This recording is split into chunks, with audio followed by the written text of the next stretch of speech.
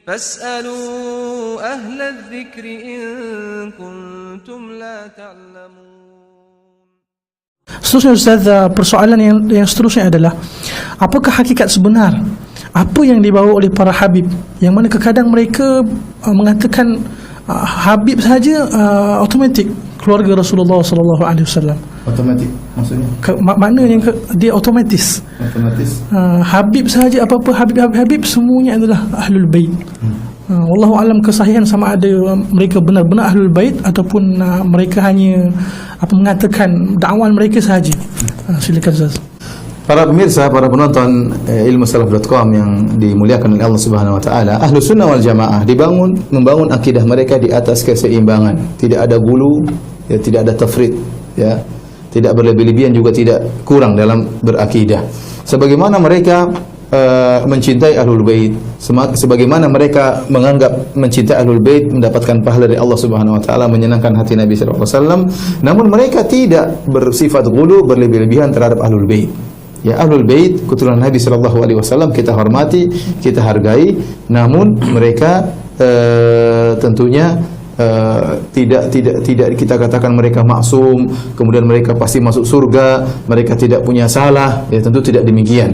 Apakah Ahlul Bait mungkin bersalah? Mungkin. Apakah Ahlul Bait mungkin punya kesalahan? Sangat mungkin. Bukankah Rasulullah SAW pernah bersabda, "Lau anna Fatimata binta Muhammadin saraqat laqata'tu yadaha." Seandainya Fatimah putri Rasulullah SAW mencuri, maka aku akan potong tangannya. Kemudian Rasulullah SAW juga pernah berkata kepada putrinya, "Ya Fatimatu bintu Rasulillah sallallahu alaihi wasallam, salini min mali ma syi'ti la ughni anki min Allahi syai'a. Anqidhi nafsak." Kata Nabi SAW, "Wahai Fatimah putrinya Muhammad sallallahu alaihi wasallam, ya, kalau kau minta harta kepada aku akan aku berikan, tapi aku tidak bisa menolong engkau sama sekali.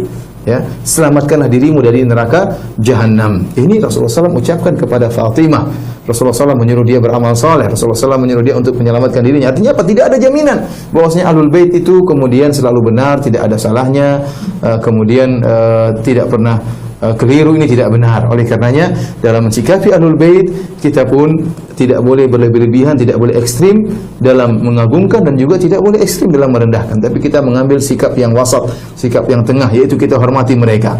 Artinya saya katakan apa? Seandainya ada dua orang, satunya Ahlul Bait, satunya bukan, maka kita lebih utamakan Ahlul Bait karena dia keturunan Nabi sallallahu alaihi wasallam. Ya, tetapi kalau ada dua orang, satunya Ahlul Bait, satunya bukan, namun yang satu ketakwaannya lebih tinggi, tentunya yang lebih takwa yang kita hormati, karena Allah berfirman, "Inna akramakum indallahi atqakum." Yang paling mulia di sisi Allah Subhanahu wa taala yang paling bertakwa. Dari sini kita katakan sekarang timbul banyak fenomena habaib, mengaku sebagai habib. Habib adalah istilah keturunan Nabi sallallahu alaihi wasallam. Dan ini ada di Indonesia terutama, ya, kemudian di Yaman misalnya. Sementara kalau fenomena ini di Arab Saudi tidak begitu banyak fenomena habaib. Mereka banyak keturunan Nabi sallallahu alaihi wasallam di Arab Saudi, namun tidak seperti di tanah air kita, ya, artinya mereka tidak begitu menampakkan diri mereka sebagai habaib, sebagai padahal mereka memiliki nasab yang pasti dari Nabi sallallahu alaihi wasallam. Apakah setiap habib yang mengaku sebagai habib kita terima? Kita katakan asalnya seorang dia bertanggung jawab atas pengakuannya. Mengaku manda'a ila ghairi abihi, barang siapa yang mengaku dia adalah anak orang yang bukan anak ayah, jadi mengaku saya adalah anak seorang, ternyata bukan, maka ini dia berdosa. Dia berdosa dan dia akan diminta pertanggungjawaban oleh Allah Subhanahu wa taala. Tidak boleh dia mengaku anak seorang ternyata bukan. Tidak boleh seorang yang tidak memiliki nasab kepada Nabi dia mengaku sebagai keturunan Nabi sallallahu alaihi wasallam. Akan tetapi kalau ada orang mengaku sebagai habib, sebagai keturunan Nabi, kemudian kita lihat sanad nasabnya ternyata benar, ya kita terima. Kalau dia pun dusta, itu urusan dia dengan Allah Subhanahu wa taala. Kita husnudzon kepada orang lain. Dan akan tetapi tentunya kita tidak serta-merta kalau dia seorang habib maka kita menerima seluruh ajarannya. Ternyata kita perhatikan habib-habib bermacam-macam. Ada habib-habib yang ternyata beraliran Syiah, ya, yang mengkafir-kafirkan Abu Bakar, mengkafir-kafirkan Umar, yang mengkafirkan Utsman, mengkafirkan para sahabat. Kalau ada habib Syiah, terus apa kita terima ajarannya? Jawabannya tidak. Jawabannya tidak, karena kita bilang habib tidak maksum. Ternyata juga ada wahabib yang orang bilang habib wahabi. Ya, istilah orang, ya, Ahlus Sunnah ini banyak di Arab Saudi. Bahkan kemarin saya terjemahkan 2 orang habib, ya, di Masjid Istiqlal yang hadir mungkin 50.000, 60.000 orang, dan mereka di atas akidah Ahlus Sunnah, ya, akidah kata orang akidah Wahabi, ya. Ya, dan ada habib juga yang mungkin memiliki pemikiran seperti terjerumus dalam kesyirikan. Saya juga pernah membantah seorang habib yang menyeru kepada meminta kepada penghuni kubur, ini kesyirikan. Ya, dia mengatakan silakan minta, jika Anda dalam kesulitan minta kepada penghuni kubur, ini kesyirikan.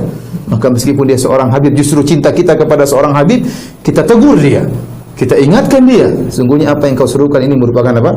Kesyirikan. Kalau kita tidak cinta kepada habib, kita tidak pedulikan, kita tidak ingin dia.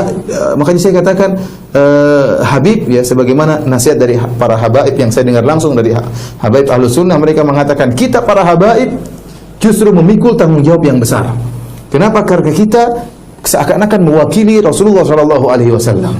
Semua orang perhatikan kita. Kita harus berakhlak mulia, berakhlak mencontohi Nabi SAW. Kita harus bersahabat, kita harus memaafkan, kita harus membawa akidah yang benar. Ya.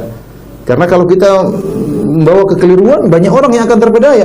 Orang fitrah manusia suka dengan keturunan Nabi SAW. Fitrah manusia cinta dengan keturunan Nabi SAW. Nah, kalau yang dibawa oleh keturunan Nabi SAW ternyata agama Syiah, bahaya. Ternyata agama kesyirikan, bahaya. Mengajak kepada hal yang benar, yang tidak benar, bahaya. Mengajar kepada hal yang bid'ah, yang tidak pernah diajarkan oleh nenek moyang mereka. Nenek moyang mereka, Nabi SAW tidak pernah mengajarkan ajaran tersebut, kemudian dia serukan. Nah, kita bilang jangan, ikutilah ajaran nenek moyangmu. Ya, hormati ajaran nenek moyangmu. Siapa? Leluhurmu, Nabi SAW. Akan ajarkan, bawa umat kepada apa yang pernah dibawa oleh leluhurmu, Nabi SAW. Oleh karena kita katakan bahwasanya Habib adalah orang yang kita cintai, dan kita memang harus mencintai keluarga Nabi SAW. Akan tapi di antara bentuk kecintaan kita kepada mereka, kalau mereka menyampaikan sesuatu yang salah, maka kita tegur, kita bernahi mungkar, kita nasihati. Ya, kalau mereka melakukan kebid'ahan, maka kita nasihati. Apalagi mereka melakukan kesyirikan, maka kita nasihati. Apalagi mereka terjerumus dalam Syiah, maka kita nasihati. Makanya saya katakan kepada para hadirin, jangan sampai kita berfikir bahwasanya ada yang maksum selain Nabi SAW. Yang maksum cumalah Nabi SAW. Selain Nabi SAW tidak ada yang maksum, meskipun mereka keturunan Nabi SAW, meskipun mereka adalah habaib. Setelah saya katakan tadi, kalau kita mengatakan habaib itu maksum, maka kita bingung, habib mana yang mau kita ikuti? Semuanya maksum. Habib Syiah kah? Habib Ahlus Sunnah kah? Habib Wahabi kah? Habib Sufi kah? Habib bid'ah kah? Mana yang mau kita? Kalau semuanya maksum, bagaimana? Kontradiktif ini. Oleh karenanya tidak ada, kita kembali kepada Al-Quran dan Sunnah Nabi SAW, dan kita berharap semoga kita dikumpulkan bersama Nabi SAW dan para sahabatnya, dan juga dengan ahlul baitnya yang bertakwa kepada Allah Subhanahu Wa Taala. Dan saya tutup penyampaian saya dengan perkataan Anas bin Malik radhiyallahu taala anhu, fa inni uhibbun Nabi wa Abu Bakrin wa Umar wa arju an akuna ma'ahum bi hubbi iyyahum wa ila ma'mal mithli amalihim. Kata Anas bin Malik radhiyallahu taala anhu, sungguhnya aku cinta kepada Nabi, dan aku cinta kepada Abu Bakar, dan aku cinta kepada Umar, dan aku berharap Allah mengumpulkan aku bersama mereka di akhirat kelak. Karena kecintaanku kepada mereka, meskipun aku tidak beramal sebagaimana amalan mereka. Semoga apa yang kita sampaikan ini menambah kecintaan kita kepada Nabi SAW, dan juga kecintaan kita kepada keluarga Nabi SAW. Yang selanjutnya, insyaAllah materi selanjutnya tentang kecintaan kepada Rasulullah akan disampaikan oleh guru saya, Al-Ustaz Abu Ihsan Hafizahullah Ta'ala.